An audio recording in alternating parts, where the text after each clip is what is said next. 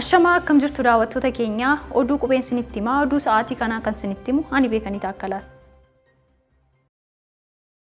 Tajaajilli galmeessaa fi mirkaneessa ragaalee bara 2015 kana keessa sanadoonni sobaa 1,700 ol hojii irra akka hin oolle taasisuu hime. Tajaajilli galmeessaa fi mirkaneessa ragaalee bara baajataa 2015 xumurame kanatti sanadoota sobaa 1,733 hojii irra akka hin oolle taasisuun qisaasa ama ga'uuf ture hambisuu isaa beeksise. Tajaajilichi bara baajataa darbe kanatti tajaajilamtoota miliyoona 524 fi 583 keessummeessuun galii qarshii biliyoona 1.77 walitti qabuu danda'u ibse. Hojii gaggeessaan quunnamtii uummataa fi sabquunnamtii tajaajilichaa obbo Alamsheet Mashashaa dhaabbata Pirees Itoophiyaatti akka himanitti sanadoonni sobaa 1,733 hojii irra akka hin oolle taasisuun miidhaa qaqqabuuf ture hambisuun danda'amuu isaa himan. Sanadoota sobaa qabaman keessaa dhibbentaan 87 waraqaa eenyummaa sobaa yoo ta'an dhibbentaan 13 immoo ragaalee gaa'ilaa sobaati.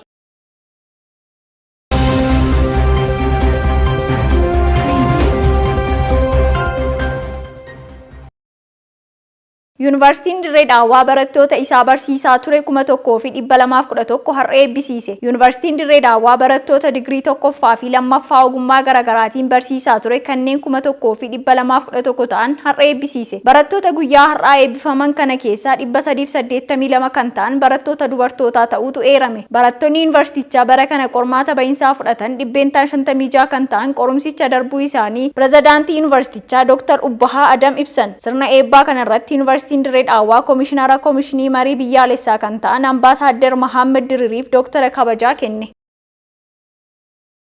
Kan daawwachaa jirtan oduu qubeetii amma immoo oduu biyya alaa argannitti seenu.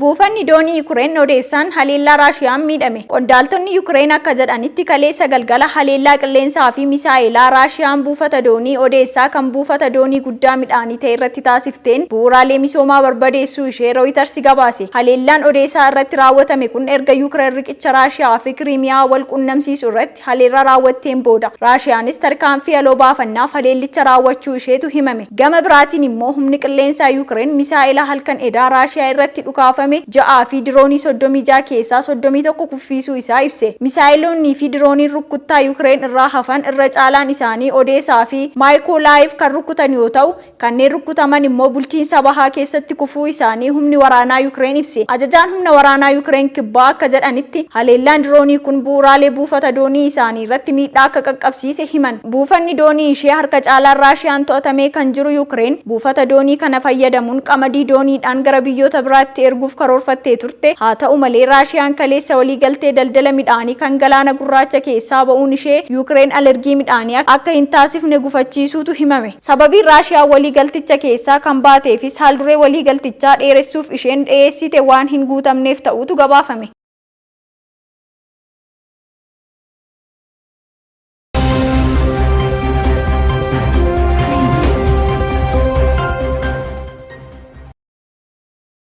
Jarmanitti boombii yeroo waraanaa addunyaa lammaffaa osoo hin dhoyin hafe lama argame. Jarmanitti boombii yeroo waraanaa addunyaa lammaffaa darbatamuun osoo hin dhoyin hafe lama magaalaa Hamburg keessatti argamuun isaa himame. Biyyattiin boombiiwwan yeroo waraanaa addunyaa lammaffaa darbatamaa turan irra deddeebiin argamaa turuu isaanii kan baratame yoo ta'u, kanneen amma argaman kunneen ijaarsa gamoof osoo lafti qotamaa jiru lafa jalaa argamuu isaaniitu ibsame. Torban darbe keessa biyyattii magaalaa Berliin keessatti boombiin kiiloogiraama 500 ulfaatu kan argame yoo ta'u, jiraattonni 15,000 ta'an sodaa dho'insa isaatiin qe'ee isaanii gadhiisanii akka baqatan taasisee ture.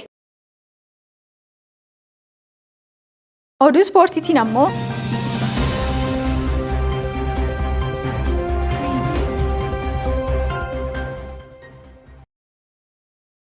Tikkeettiin seensa istaadiyeemii tapha jalqabaa Meesii ilaaluuf dhiyaate $1,110 gurgurame. Taphataan Liyoonel Meesiin erga ifatti garee Ameerikaa Inter Maayamiitti makamee booda gatiin tikkeettii seensa istaadiyeemii kanaa akka dabaletu himame. Dhaabbata tikkeettii toora intarneetii irratti gurgurame irra deebi'ee gurguru tokko wabeeffachuun CNN akka gabaasetti tapha jalqabaa Meesiin kilaba isaa Inter Maayamii waliin taphatu ilaaluuf tikkeettiin sadarkaa tokkoffaa VIP ta'e $1,110 gurguramuu isaa gabaase. Gurgurtaan seenaa kubbaa miilaa Ameerikaa keessatti seensa istaadiyeemiidhaaf gatii tikkeettii olaanaa ta'ee galmaa'e kun fedhii hordoftoonni taphataa urjii lammii Arjentiinaa Meesii Ameerikaa keessatti arguuf qaban kan calaqqisiisu ta'utu gabaafame. Daawwattoota keenya kan daawwachaa turtan oduu qubeetii oduu waliin kan si wajjin ture ani Beekanii Taakkalaati. Qophiilee qubee afaan waliin turtii gaarii gama kootiin nagaatti.